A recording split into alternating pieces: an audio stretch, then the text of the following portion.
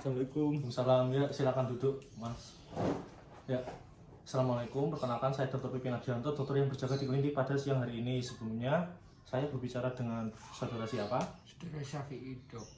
Syafi'i. Untuk umurnya?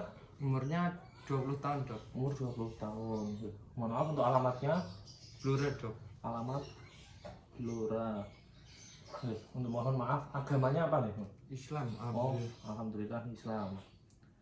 Ya, kalau boleh tahu keluhan utama datang ke sini apa nih? Saya sesak nafas, Dok. Oh, sesak nafas ya.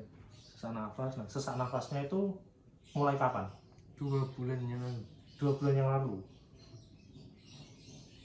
Nah, itu berulang atau bagaimana? Berulang, Dok. Oh, berulang ya. Nah, itu untuk sesak nafasnya itu jika saat apa? Jika saat kecapean, Dok. Oh, kecapean ya.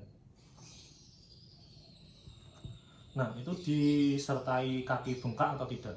Kalau disentuh nyeri, Dok, seperti kayak bengkak gitu. Oh, nyeri ya? Iya. Nyeri. Nah, itu ada riwayat darah tinggi atau sakit gula atau kolesterol mungkin? Ada, Dok, darah tinggi. Ada darah tinggi ya? Itu jenengan sudah berobat Belum, Dok. sebelumnya? Belum. Oh, belum. Ya. Baik, saya konfirmasi dulu untuk saudara Nanda Syafi'i, umur 20 tahun, alamat Blora, mengalami sesak nafas sejak 2 bulan yang lalu ya, disertai itu sesak nafasnya berulang, kemudian saat kecapean lebih parah gitu. Nah, selanjutnya saya akan melakukan pemeriksaan fisik kardiovaskuler. Apakah saudara Nanda bersedia? Iya, bersedia, Dok. Baik, jika bersedia silakan di bed yang sudah saya siapkan. Selagi saya akan mencuci tangan ya. Ya, sini saya akan mencuci tangan menggunakan teknik WHO. 1, 2,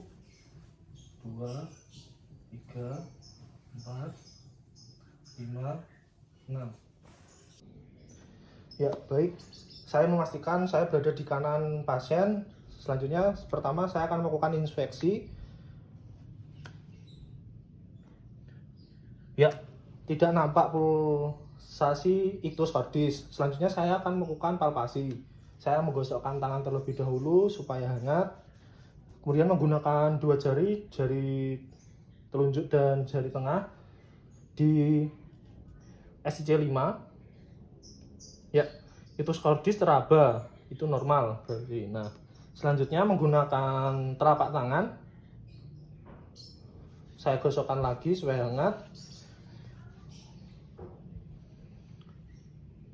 Ya, iktus cordis teraba, tidak terjadi penjalaran denyutan di impuls dari impuls cordis. Selanjutnya menggunakan telapak tangan lagi mendeteksi pergerakan ventrikel akibat perbesaran. Ya, tidak ada. Selanjutnya menggunakan telapak tangan lagi di area distal, di area apex dan tricuspid SIC 4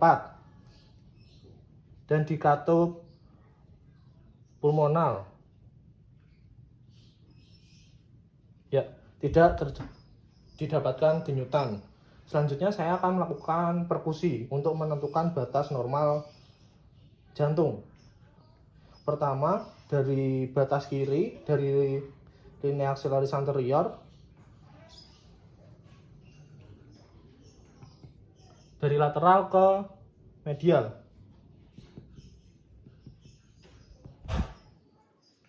Ya, perubahan suara dari sonor ke timpani. Kemudian letakkan 2 jari lagi, melakukan perkusi dari arah lateral ke medial hingga didapatkan suara redup. Ya, ditemukan batas jantung kiri normal pada SIC 5. Kemudian selanjutnya pada batas atas dari linea subclavicula sinistra, dari perubahan mencari perubahan suara sonor ke redup.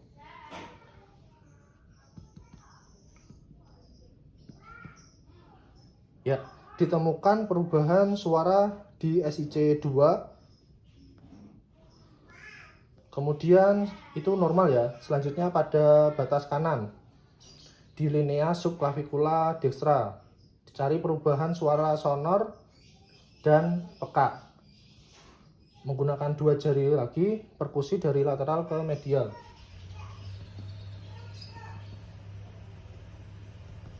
Ya, relatif linea parasternalis dextra SIC4 dan SIC5. Selanjutnya saya melanjutkan untuk perkusi sampai suara redup pada batas kanan.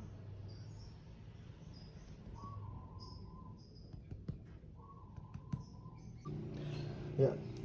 Selanjutnya saya akan melakukan pemeriksaan auskultasi menggunakan stetoskop. Nanti Bapak mohon untuk bernafas seperti biasa nih.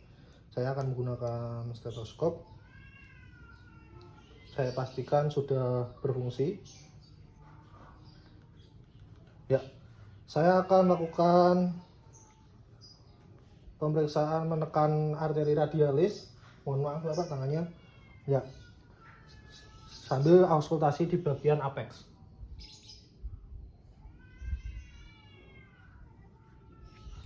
Baik, sudah. Jadi untuk suara S1 dan S2 normal, tidak ditemukan bising pada apex maupun suara tambahan. Selanjutnya pada area katup tricuspid pada SIC4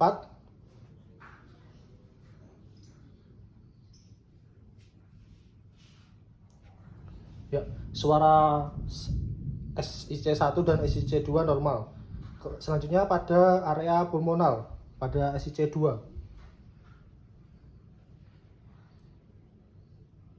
Ya, suara S1 dan S2 normal. Selanjutnya pada katup aorta.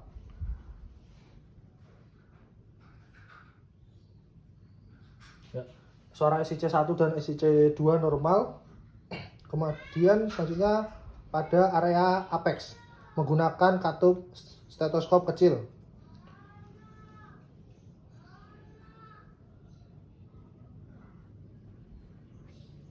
Ya, suara galop pada S3 dan S4 tidak terdengar.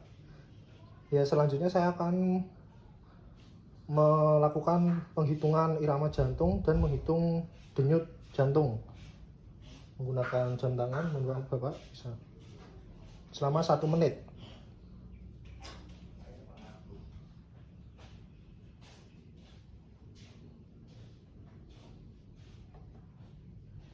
Ya, ditemukan 64 kali per menit, itu berarti normal. Selanjutnya periode sistolik antara S1 dan S2. Selanjutnya diastolik pada antara S2 dan S1.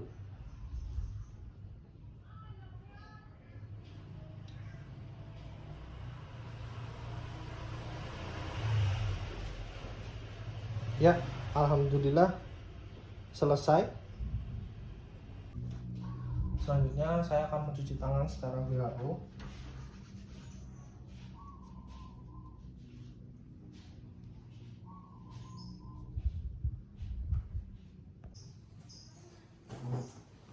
Ya, alhamdulillah Bapak, pemeriksaannya sudah selesai.